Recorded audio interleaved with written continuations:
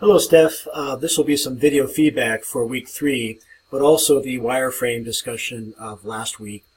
And I usually follow the rubrics pretty carefully. The longest rubric for this set of exercises is on the journal entry, but the milestone rubric is actually is binary. There's 2 questions asked, and it looks like you've fulfilled the requirements of the rubric for the milestone. Great. So good going. I hope the interaction has helped you, and I hope that you have some confidence moving forward. Steph, your wireframes are appropriately skeletal, just what they need to be. And I think, running your logo up here on the left and navigation bar off to the right, I think is a sound idea. It will appear in the same place, regardless of whether it's portrait or landscape. Check your pages out as you upload them. Check them out on a small device like a phone or a pad or a tablet if you've got one. These are all great sketches. I think I'm drawn to the less complex layouts, such as this one where perhaps an image goes from edge to edge. That would look well regardless of the size of the screen. Ranging the navigation down towards the left, it's okay, but it requires some scrolling, and some of it may be truncated on horizontal formats. And then this, although the navigation I think is in the right place, it's a bit busy. It goes back to your journal statement, how you characterize your restaurant. Your interface to your desired audience is going to be different.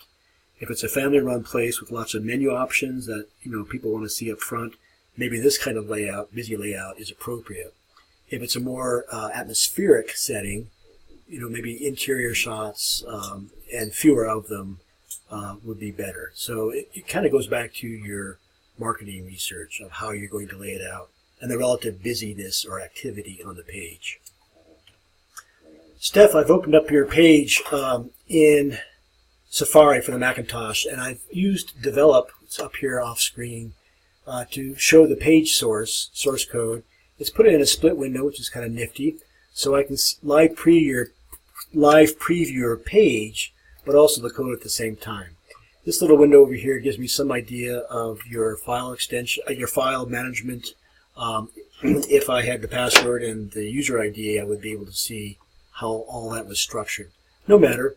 I see that your code has ample comments on it. You've figured out how to do that. While I'm here, I just wanted to point out this script. This is a script that GeoCities dynamically places on your page. It's to make your page identifiable and searchable. Here's something else that GeoCities puts there by default. So, truly nothing is ever free, but don't worry about this script if you see it in your code. Now, the rubric required 2 things. One, that you were able to upload it. I see you have. Looks also like you're considering how to archive your files. Let me see what happens when I go to your root directory here. Okay, you're still using the default web page that GeoCities places there. Let's see if you have a module 4, just out of curiosity. No, not yet, but you got the idea, and you have everything nested in the correct folders, or folded for the week. So good going. The other thing I see that you've done, which is one of the requirements, was to use the corporate color or a color from the corporate palette on a heading, and you've done that. I see you've given the hex equivalence. Is that right? Be careful about that. Go back to the style guide to make sure you've got those correct. Good job. And you've got some of the copy also there. Your next hurdle here would be to use the corporate typefaces, either Athelas or Gaudi. Now, Steph, this may have preceded your understanding. I see that it does. This is September 5th, which is more than a week ago. So I see that you do have a sitemap page. I would prefer that it was coded and that there were some dummy links on each of these links here that you've got. Your visual sitemap is great, though, and I see that you understand the nature of directories and folders and how you can put things in them.